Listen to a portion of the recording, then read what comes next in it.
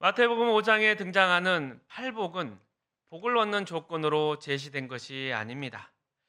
마태복음 5장의 팔복은 복된 상태를 표현하는 것입니다. 쉽게 말하자면 이렇습니다. 너는 참 심령이 가난해서 복되구나. 심령이 가난해서 너는 참 행복하겠구나. 이런 표현을 하는 것입니다. 심령이 가난해지면 이런 복을 받는다가 아니라 복된 상태에 있다. 그 상태와 그 표시로서 심령이 가난하다. 이렇게 표현하는 것입니다. 어찌 보면 참 이해하기가 힘들죠. 또 뭔가 모순처럼 들리기도 합니다. 그래서 먼저 철학자들이 정의하는 행복에 대해서 생각을 해보고 그런 다음 이것을 기초로 해서 성경이 왜 심령이 가난하고 애통하는 것들이 행복의 증거로 삼고 있는지 살펴보도록 하겠습니다. 보통 철학자들이 말하길 행복이란 기쁘고 안락한 상태라 합니다. 행복에는 희열이나 기쁨을 주는 능동적인 측면이 있고 또 안락을 주는 수동적인 측면이 있다고 합니다. 그런데 이들의 공통점은 둘 다 자아에 대한 날카로운 자각이 없는 것입니다. 행복하니까 자의식이 긴장할 필요가 없기도 하고 또 반대로 자아라는 게 풀어져서 행복하다고 느낄 수도 있는 것입니다. 쉽게 말하면 아무 생각이 없다는 것이다. 이렇게 표현할 수도 있습니다. 우리도 가끔 정신 나간 사람이나 이런 삶에 대해서 모든 것을 놓아버린 사람들, 그런 사람들에 대해서 부럽게 느껴지는 경우가 있지 않습니까? 야, 저 사람은 참 행복하겠다. 미친 사람이라든지 또 모든 것을 포기한 노숙자가 마냥 부러워 보일 때가 있습니다. 왜 그렇겠습니까? 아무 생각 없이 살거나 생각 자체를 포기했기 때문입니다. 그들에게는 날카로운 자의식이 없어서 나는 누구인가 이런 생각이 없어서 행복해 보일 수 있습니다. 자기 자신은 지금 자의식을 가지고 있어서 그래서 빚어지는 삶의 갈등과 책임감 때문에 행복하지 않고 불행하다 생각하는 것이죠. 하지만 이렇게 자신이 마땅히 져야 할 삶의 책임과 이런 의식을 놓거나 포기한 상태, 즉 아무 생각이 없는 무지의 상태에서 누리는 즐거움이라는 것은 진정한 행복이라 할 수 없습니다.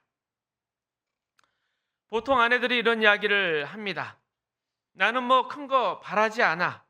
그저 애들이나 속 썩이지 않고 남편이 먹고 살 만큼 벌어다 주면 난 그것이 행복이고 전부라 생각해. 뭔가 소박하고 겸손한 말처럼 들리지만 결코 그렇지 않습니다. 이 얼마나 큰 욕심인지 모릅니다.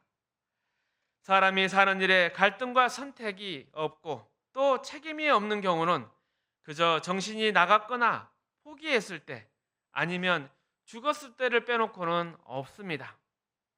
인간이란 늘 생각하고 결정하고 의미를 추구하도록 되어 있습니다. 그런데 그런 책임과 갈등을 느끼지 않는 상태가 되려면 얼마나 큰 조건들이 만족되어야 하겠습니까? 삶의 외부의 환경과 조건으로 나는 행복하다? 이것은 거의 불가능에 가까운 것입니다. 세상 모든 사람들이 이기심을 버려야 되고 또 모든 사람이 싸울 필요가 없이 그런 투쟁 가운데 살아갈 필요 없이 먹는 문제나 모든 조건에서 풍족해야 되는 것입니다. 그런데 그것을 소박하다, 겸손하다 생각하는 것은 어불성설입니다. 말이 되지 않는 것이죠. 또한 가끔 이런 말을 하시는 분들을 만납니다. 저는 큰 행복을 바라지 않습니다. 그저 비 오는 날 집안에 앉아서 창밖으로 떨어지는 빗줄기를 보며 차 한 잔 마실 수 있으면 그것이 행복이라 생각합니다. 이것도 큰 착각이죠.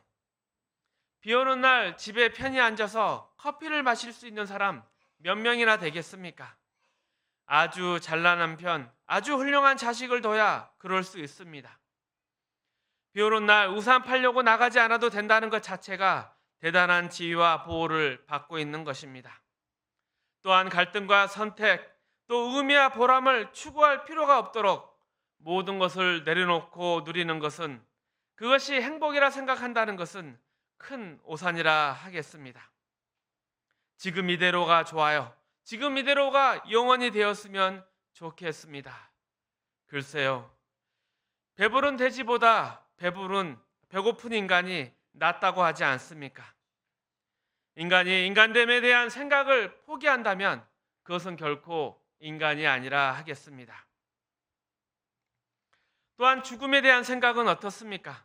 모든 인간이 죽습니다. 죽음은 결코 우리를 가만두지 않습니다. 아무도 이 죽음을 외면할 수 없습니다. 그렇다면 어차피 죽을 것, 빨리 죽으면 그것도 행복할까요? 이런 생각도 자의식을 스스로 포기한 어리석은 생각이죠. 그렇다면 한평생 건강, 부, 자식에 대한 걱정 없이 아무 고통 없이 무지의 즐거움으로 살다가 마치 소풍이 끝난 아이처럼 죽음을 맞이한다면 그것 또한 행복한 것일까요? 그런 죽음은 잘못된 것이고 못난 것이라 하겠습니다. 죽음 앞에 아무 준비 없이 선다는 것은 인간으로서 무책임한 것입니다. 죽음 때문에 인간은 비로소 이런 무지한 상태를 벗어날 수 있는 것입니다. 죽음 때문에 삶의 의미와 보람을 찾게 되는 것이고, 고급한 인간의 내용, 인간의 인간됨은 무엇인가 추구하게 되는 것입니다. 이런 차원에서 모순처럼 들리겠지만 죽음이란 인간에게 얼마나 큰 복인지 모르겠습니다. 이런 인간으로서의 의미, 인간으로서의 보람, 고급한 인간의 그 가치와 내용을 채우는 것이 행복한 인생인 것입니다. 이제 다시 오늘 본문의 내용으로 돌아와서 심령이 가난한 것이 복이다. 심령이 가난한 것이 복이다. 보통 우리의 생각에는 심령이 충만하다, 심령이 만족하다, 이것이 복이라 생각하는데 왜 성경은 심령이 가난한 것을 복으로 선포하고 있는 것일까요? 앞서 언급했듯이 건강이나 돈, 안락한 환경과 조건이 진정한 인생의 행복이 아닙니다.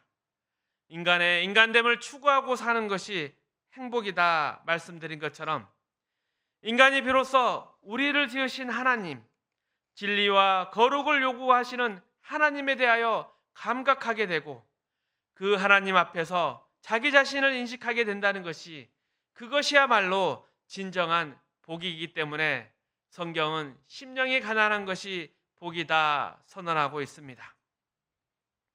우리는 세상 사람과 다릅니다. 우리는 하나님에 대한 감각이 있습니다. 또한 하나님을 통한 나에 대한 감각이 있습니다. 이런 감각이 있기에 하나님의 자녀는 비로소 영혼과 영원에 대한 준비를 할 수 있게 되는 것이고, 그 답을 손에 얻기까지 쉴 수 없게 된 것이기에 이것이 바로 복인 것입니다. 이것이 성경이 얘기한 심령이 가난한 것이 복되다 하는 이유인 것입니다. 우리는 기독교에 대해서도 종교라는 것이 그저 안락한 상태를 만들어주는 방법이 되어주기를 바라는 경우가 많습니다. 우리가 하는 모든 기도, 우리가 하는 모든 종교적인 어떤 행위들, 봉사와 헌신, 그렇게 함으로써 내가 고민하지 않고 고통을 겪지 않고 안락한 상태가 계속되기를 바라고 있지는 않습니까? 이것은 성경이 추구하는 것과 참으로 다른 신앙의 내용인 것입니다. 예수 잘 믿어서 우리 자식들이 좋은 학교 가고 좋은 직장 얻고 좋은 사람 만나 시집 장가 가고 또 내가 하는 사업이 잘 돼서 서로 속썩이지 않고 주변에 있는 모든 사람들이 나를 인정해주고 내 편을 들기 위해서 기독교가 존재하는 것이 아닙니다. 기독교는 우리를 지으신 하나님 아버지, 의와 진리와 거룩을 요구하시는 하나님 앞에 우리 자신을 세우고 그 하나님 앞에서 우리에게 요구되는 것들에 부족함 없이 반응하고 살아가도록 준비하는데 그 목적이 있습니다. 쉽게 이야기하면 하나님을 알고 하나님을 닮아가고 하나님과 함께 영원히 살아갈 준비를 하는 것이 기독교인 것입니다. 이런 과정은 마치 우리가 우리 자녀들을 학교에 보내는 것과 같습니다. 애들이 건강하고 고통이 없으면 다 되는 것이 아니라 자녀들이 훌륭해져야 합니다. 인간다운 내용으로 삶을 채울 줄 알고 인간다운 반응과 능력, 꿈과 이상을 가져야 하는 것입니다.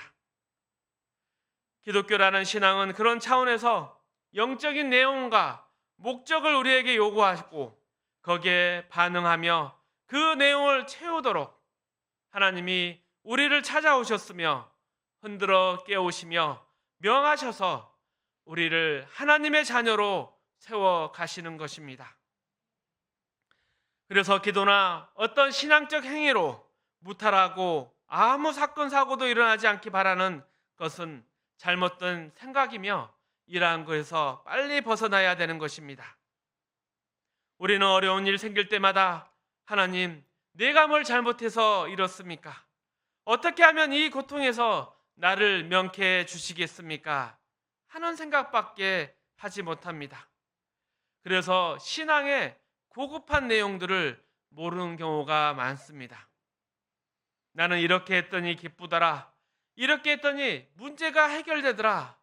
이런 간증밖에 없다면 그것은 사실 기독교의 내용을, 그 핵심을 모르는 것입니다. 물론 이렇게 소극적이고 유치원 차원에서 하나님을 만날 수는 있습니다. 이런 방법으로 기독교 신앙을 처음 접할 수도 있습니다. 그러나 그것이 기독교 신앙의 본론이나 목표가 아닙니다. 그것은 잠시 우리의 경험이고 진리를 접하는 나름의 방법이 될 수 있지만 거기에 서서 머물러 있으면 안 되는 것입니다.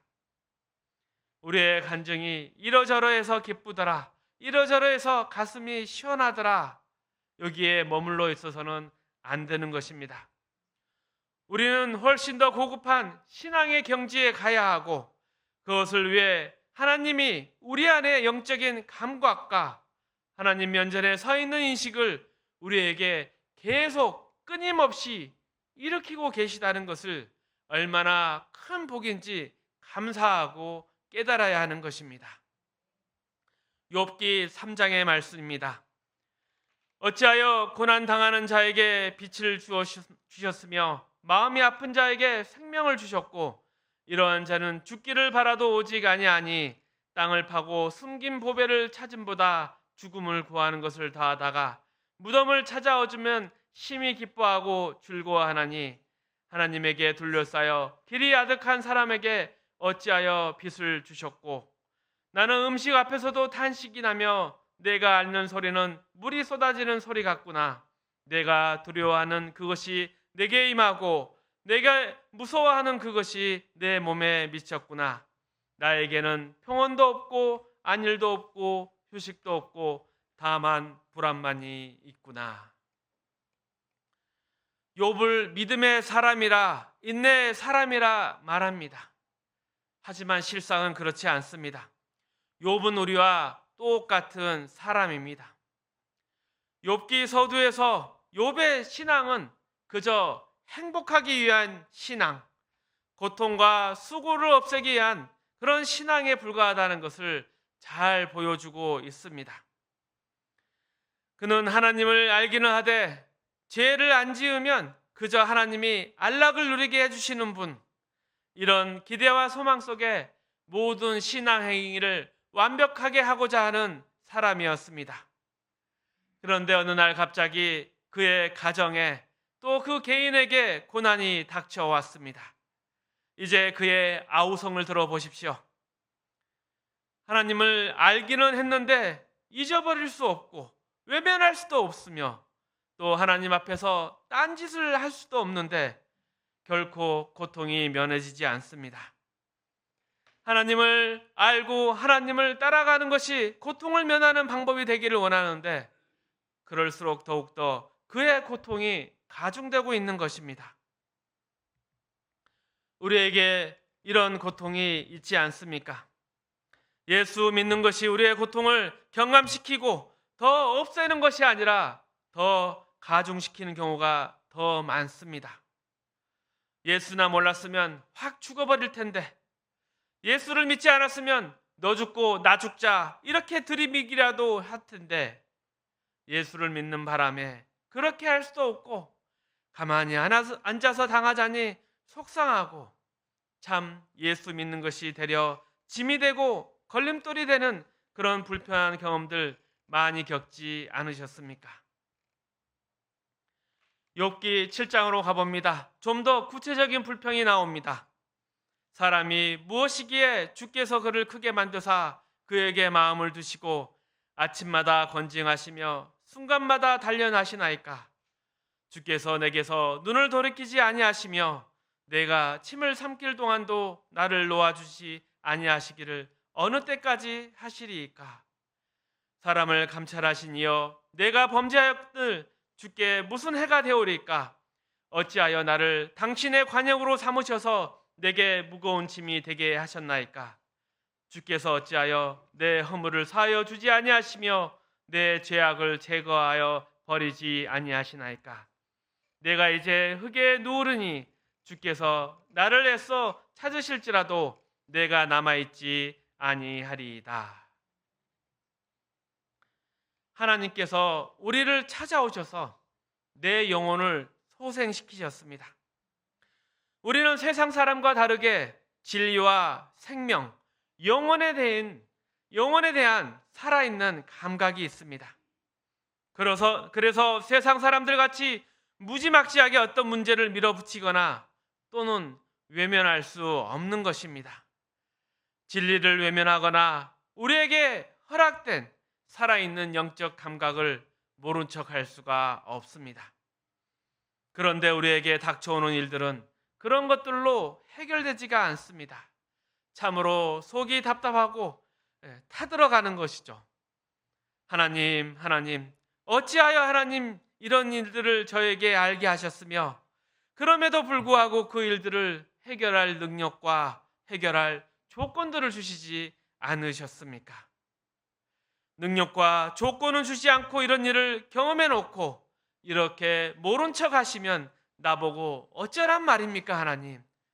하나님, 전 이제 모르겠습니다. 난 이제 확 죽어버릴 것입니다.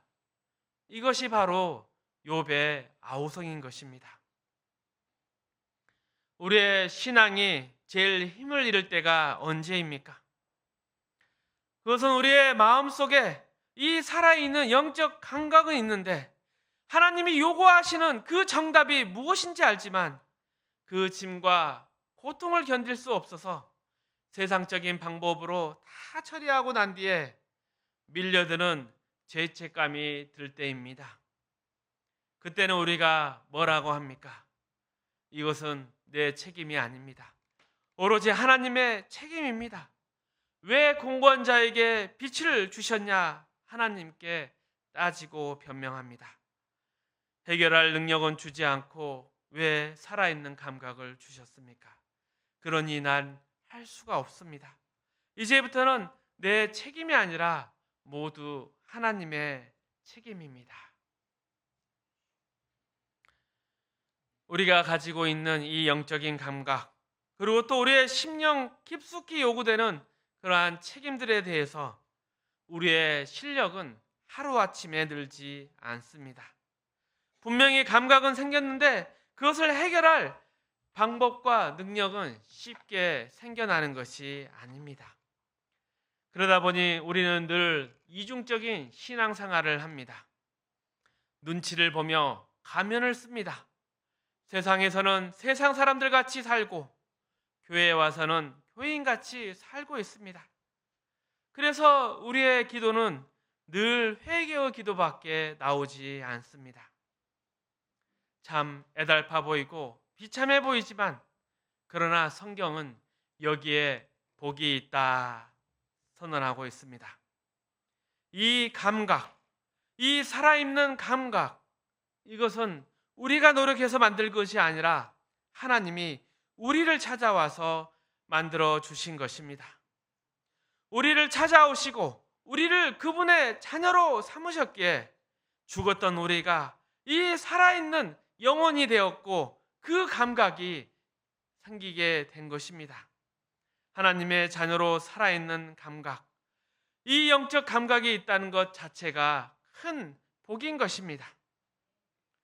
우리의 영혼이 살아있어 감각하고 우리의 영혼이 양심의 요구에 책임을 지키기에 우리가 무능하지만, 그러나 이 일을 시작하신 하나님께서 우리에게 이 영혼의 요구를 감당할 능력을 마침내 만들어내실 것을 우리는 믿습니다. 지금 우리가 우리의 실패와 우리의 영적인 무력감 앞에 아우성치지만 이것이야말로 우리를 그렇게 만들 목표와 의지를 가지고 계신 하나님께서 우리에게 손을 대신 이 구원의 일의 첫 표시임을 알고 감사해야 될 것입니다. 우리의 영혼이 살아났기 때문에 우리는 영적인 무력감을 느끼는 것입니다. 성경이 얘기하는 바는 이것이 우리의 중생이요 출생이요 완성으로 가는 시작이라는 것입니다. 이 시작은 그 결과가 하나님의 신실함과 하나님의 전능하심 안에서 이루어지고 말 것이기에 이 무력감을 느끼고 있는 우리에게 복되도다 복되도다 선언하고 계신 것입니다. 우리 중에 그 누구도 우리 영혼이 느끼는 하나님 앞에서의 자기 자신의 그 초라함, 무력감, 그 상태로 끝나는 인생은 없습니다. 이 감각은 우리의 무능과 초라함을 확인시키기 위해서 주셨다기보다는 하나님이 우리의 영혼에 간섭하셔서 그 영광의 자리로 우리를 데려가시기 위해 하나님이 손대시는 그 일하시는 것 때문에 시작된 생명의 감각인 것입니다. 우리 안에 착한 일을 시작하신 것, 우리를 위하여 그 아들을 아끼지 아니하시고 우리를 위해 내어주신 것, 그리고 또한 그 아들과 함께 영광의 자리에 세우실 것을 성경이 증언하고 있습니다. 주님께서 친히 심령이 가난한 자들아 너희는 참 복되구나 말씀하십니다. 그래서 그런 주님의 은혜에 입어 우리가 오늘 이 자리에 나와 있는 것이고, 마음의 무력감과 죄책감, 한없는 자괴감으로 하나님 앞에 쪼그라들어 있지만 이것은 우리를 결코 좌절하거나 낙심시키는 내용이 아니라 마침내 영혼과 영광과 저 승리로 가는 하나님이 우리와 함께 하시고 우리에게 지금도 간섭하고 계시다는 것을 느끼는 감각이기 때문인 것입니다. 그렇다면 이러한 감각 가운데 우리의 믿음은 무엇이겠습니까? 이 모든 길을 우리 혼자 책임지지 않다는 것입니다. 우리는 혼자가 아닙니다. 하나님 아버지께서 함께 하십니다. 십자가의 그 사랑의 주님이 함께 하십니다. 그리고 늘 우리를 붙드시고 못난 우리를 위해서 한탄하시며 기도하시는 성령님이 함께하고 계십니다. 우리를 붙드시는, 우리를 향하시는 그 하나님의 사랑과 열심, 그분의 신실하심이 영원하시고 전능하다는 것을 깨달아야 합니다. 비록 못난 나 자신이지만 우리의 인생이, 우리의 운명이 이렇게 비참하게 끝나지 않습니다. 하나님의 은혜와 긍휼, 그 자비와 능력이 나보다 나를 더 책임지고 계시고 마침내 멋진 자녀의 자리까지 이르게 하실 것입니다. 바로 여기에 심령이 가난한 자의 행복과 그 운명이 있는 것입니다. 매일매일의 삶에서 참 부족해 보이고 연약해 보이고 어리석은 자신의 모습에 자책감, 무력감, 도망가고 싶은 절망감을 느끼시겠지만 그것이 바로 복입니다 하시는 주님의 말씀을 믿으면서 마음속에 더욱더 힘을 내시고 믿음과 순종, 인내를 세우시는 하나님의 그 복된 자녀의 자리로서 더욱더 나아가시기를, 승리하시기를 주님의 이름으로 축복합니다.